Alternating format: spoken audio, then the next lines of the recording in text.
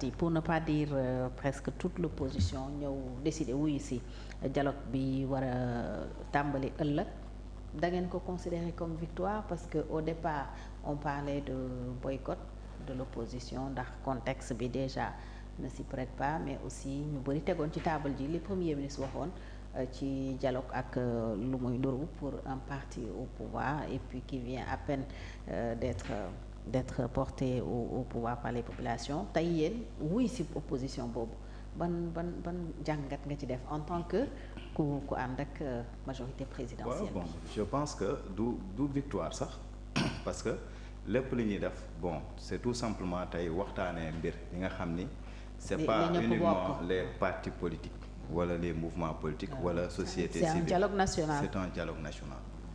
Donc moo tax man ma yàgg gëm ni ñëpp dañ cee war a ñëw wax ci seen xalaat parce que buñ ci waxee seen xalaat c'est-à-dire njariñu sénégalais yépp la. Bien sûr. Parce que man li ma doon bañ mooy wax naa ko nee naa li ma doon bañ mooy ñu def benn dialogue bi nga xam ne peut-être ñoom bañ nañoo ñëw ñu jël fa ay décisions yi nga xam ne peut-être après dañuy tourner waat naan d'accorduñ ci nii wala décision unilatérale. Effectivement alors que tey li ñu sumb pour def ko naka sax laa koy waxee lu ñu sumb pour def ko amoon nañ pouvoir yépp pour mën a changer lu ñu bëgg a changer ci dëkk bi mais nekkuñu nguur gu nga xam ne aussi dañuy ñëw pour forcer la main def lu ñu neex moo tax même bu ñu amee yenn doole def yenn yi dinañ ci waxtaan ak nit ñi. ba tey nag gaa yi ngi ragal coup d'état constitutionnel. bof waaw.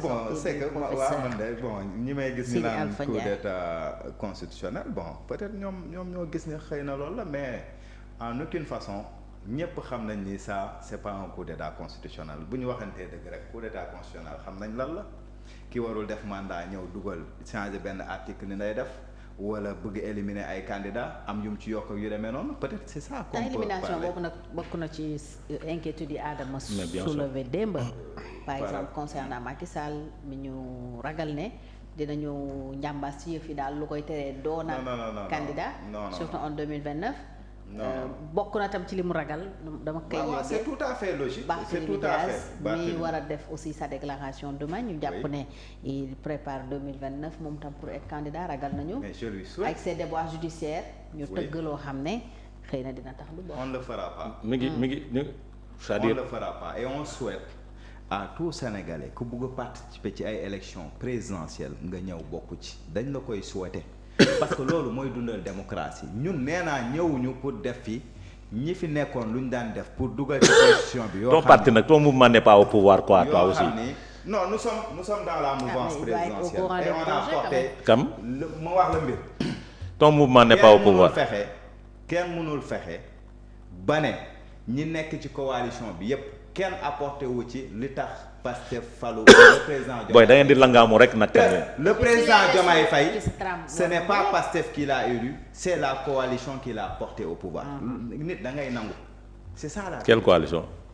C'est ça Diomaye président. Ouais, c'est ça la vérité. C'est les faits. Non, il est allé sur la bannière de Diomaye président rek quoi mais. C'est que fii mouvement lu mu ndaw am na ay nit yu la topp. C'est ça la vérité. yow mii soo génnoon coalition bi du tere Diomaye day gagné. amul benn problème. waaw kon nag yow. dama ne mais bu ñëpp génnoon est-ce que dina gagné ak fi mu toll. dina si dara. dama ne est-ce que bu ñëpp génnoon dina gagné ak résultat bi mu am. non fi mu ne nii sax soo leen toogee du gagné. Bon sa gis-gis la maintenant par rapport ak dialogue bi donc c'est tout à fait normal may wax sénégalais yi ne dialogue bi c'est-à-dire c'est par rapport à des conclusions yi nga xam ne ni c'était depuis 2008-2009 mooy les assises nationales sur ci système politique beeg yu demee noonu. ak CNRI bi nga xam ne c'était en 2014-2013 ñu jël fa ay dogal yoo xam ne. yi leen arrangé. Régime yi fi nekkoon mu tàmbalee ci Ablaye Wade parce que boobu Ablaye Wade moo fi nekkoon 2008 ñu ñëw ci Macky Sall ñoom ñëpp defuñu ci dara wala dañ ci jël li leen arrangé. waaw yeneen yi gën a am solo nag. non nii da ngeen jël lu leen arrangé. non ñun dañu jël sax au contraire yi nga xam ni sénégalais yi moom lañu war a gën a xeex mooy limiter les pouvoirs du président de la République. yaa ngi dégg loolu li leen séenéeri wax de. defu leen textuellement lu leen séenéeri wax mais loolu bokk na ci li nga xam ne nii. tey jii boobu kay nee leen seen xalaat ngeen ci de mais. non pourtant kii waguñ dara lépp dañ koy waxtaanee après dans les commissions parce que y a 3 commissions yi ñuy créer yoo xam ne nii par rapport ak 3 thèmes yi benn bi sur les droits et libertés. beneen bi sur les réformes institutionnelles beneen bi sur le système. est-ce que dama lay relancer rek est-ce que tu es non dama lay relancer est-ce que tu sais que les réformes institutionnelles. est-ce que xam nga ni on est en train de préparer quelque chose pour empêcher un président qui a fait 2 mandats de pouvoir se présenter d'attendre 10 ans pour pouvoir se représenter. man personnellement je vais te dire gëwuma ni peut-être loolu même bu fekkee am na. même bu fekkee am na. parce que y a quelque chose qui a été ragaluma ko rek. non Macky y a quelque chose non je ne parle pas xam nga la loi est impersonnelle. Très bien xam nga la loi est impersonnelle. tey Macky su neexee 2029 mu ñëwaat. non j'ai dit la loi est impersonnelle xam nga loi soo koy def. doit être de portée générale.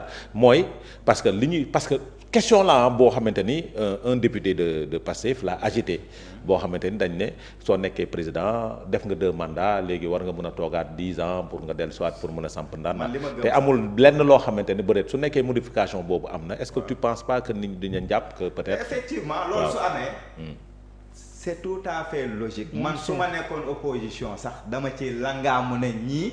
dañu bëgg a effacer benn candidat c'est tout à fait normal bu ñu ko defee it nañ xaar opposition bi riposter par rapport ak loolu mooy dëgg bi mais man moo wax la par rapport ak loolu lan moo ci sama gëm-gëm mooy ku def 2 mandats doo amati mandat pare nga ci. ah oui. président bu ñu fal 2 mandats nga def say 2 mandats su la ko ay sa âge may que ça soit consécutif ou pas. boo ko defee yow pare nga ci. waaw su la sa âge may su la sa âge mayee. bu la ko âge mayee man dama gëm ni boo defee 2 mandats da ngaa war a dem ça suffit li nga war a prouver nga ko ba pare tu pars tu laisses la place aux autres. oui, comme ni ñu ko war a élargir l'avantage même serait que ku ñu fal di nga xam ne yow lii rek nga am. c'est ça pour inscrire ton nom en lettres d'or. jeex na nga def sa 2 mandats te man dama gëm ni même poste député. buñ la faree 2 mandats waratuloo postuler wu. man loolu laa bëgg. nga bàyyi ñeneen. nga bàyyi poste maire dama bëgg ku def 2 mandats dootuñu la fal maire président conseil départemental waxi. à la tête d'un parti politique aussi soo defee 2 mandats nga dem. effectivement dama ko élargir ba foofu ne toute association. c'est-à-dire boo fa defee 2 mandats tu laisses la place aux autres parce que am na ñeneen ñu mën liggéey bi. parce que boo fa yàggee toog da nga koy def sa patrimoine bopp alors que ce n'est pas normal. nañ laisser la place aux autres am na ñu ko mën ku ñëw apporter sa pierre à l'édifice soo ci paree nga dem sa yoon man loolu laa gëm nañ ko def ci syndicat yi nañ ko def ci association yi nañ ko def ci lépp ñu généraliser ko nga xam ni képp ku ñëw di nga xam ne ah man kat suñu ma dénkee benn mandat ma liggéey ñu wóoluwaat ma dénkaat ma falaayam je laisse la place aux autres loolu la ñu war a def te man loolu laa gëm te dina continuer nekk sama xeex donc man gisuma ci problème maintenant bu ñu ko defee nag je sais que ni peut-être par rapport ak poste président kese. non mais quand ils disent 10 ans suñu waxee 10 ans l'opposition peut sauter suñu waxee 10 ans c'est pour peut-être empêcher quelqu'un de. Ouais, et je pense que cette loi sax sera anticonstitutionnelle. non on le fera pas donc ñun li ñu wax mooy nañ ñëw waxtaan par rapport ak commission yi teg nañ ko donc parti yëpp suñu ñëwee ñu discuter ci. non doon ci discuter parti yi ci commission yi nañu discuter mais lancement ba moom ay déclaration la rek. c'est-à-dire ça dépend xam nga commission yi ñoom ñooy xool commission bu ñu bëgg a dem bokk ak say proposition yu demee noonu ñu boole. mais man dinaa dugg commission man je serai membre d'une commission moi. ah waaw bon je sais pas. xaw ma man nag yooyu ça ne m'intéresse pas comme yow yaa doon wax ay kii. non il faut aller travailler pour le pays. xam nga man personnellement man yooyu la man moo tax yenn daje yi sax. c'est rare nga gis ma. donc parti collègue. au niveau même de la coalition dimanche bi daje nañ. liggéey ci loolu. kon yow doo dem palais quoi doo dem. man j'aime pas ces choses man doo c'est rare nga gis ma ci yu mel noonu. pour vous dire que man nekkuma ci genre yooyu. lenn nag am na te lu may rafetlu la c'est inclusif mooy am na benn plateforme jubbanti la ma ci sama xalaat wax naa ko ci te képp kuy sénégalais Fatou j'espère que joxe nga sa contribution foofu. ah d'accord. non mais demal nga def ko parce que sénégalais yépp lañ laaj yow tamit nga dem wax sa li nga bëgg. ñu jël ko en compte parce que ba may dem di xool ñu ngi woon ay 4000 et quelques. mais ba ma demaatee bërki démb xaw ma démb rek je pense qu'on était à 9000. oui, ci ñaata Sénégalais 9000 contributions. 9000 ça n'appartient pas aux hommes politiques bu ñu accepter que ñun hommes politiques yi di décider à votre place. il faut aussi accepter que Khalil reconnaître que dialogue nag dafa perte valeur am ci Sénégal. Ouais, bien sûr. non mais parce que nag année yi mujj nag dialogue yi c'était des dialogues taillés sur mesure. Dialogue pour génne kenn ci benn situation judiciaire. wala dialogue pour éliminer kenn. ci mais dialogue bi aussi. dialogue bi aussi c'est pour éliminer. pas inclusif aussi. musuñu woo Sénégalais yépp ne leen wax leen seen xalaat ci lii. mais bi même ku nekk fongali y a pas de différence. non am na différence ku nekk fongali mi bu bëggee joxe xalaatam ci réew mi ni mu war a doxee ci système politique bu duggee mën na tàppe ñu poser ko ay questions mu joxe ay réponses am par rapport ak loolu joxe na avis am donc bu Sénégalais yépp defoon noonu je pense que vraiment. oui peut-être seen dialogue bi maintenant ñun par rapport c'est un dialogue sincère et utile. xam nga nag man xam nga fi ma bëgg wax mooy le dialogue ne se passe pas le jour du lancement man c'est-à-dire il faut ñu wax askanu Sénégal non defal ndànk il faut ñu wax askanu Sénégal que le dialogue ne se passe pas le jour du lancement non defal ndànk rek Khalil xaayaan ko dégg séeréer le dialogue ne se passe pas le jour du lancement. Tout à fait. Le dialogue de 2020 def nañ lancement bi sans le PASTEF au niveau des commissions le PASTEF était présent parce que liggéey bi fa la dem fa la amee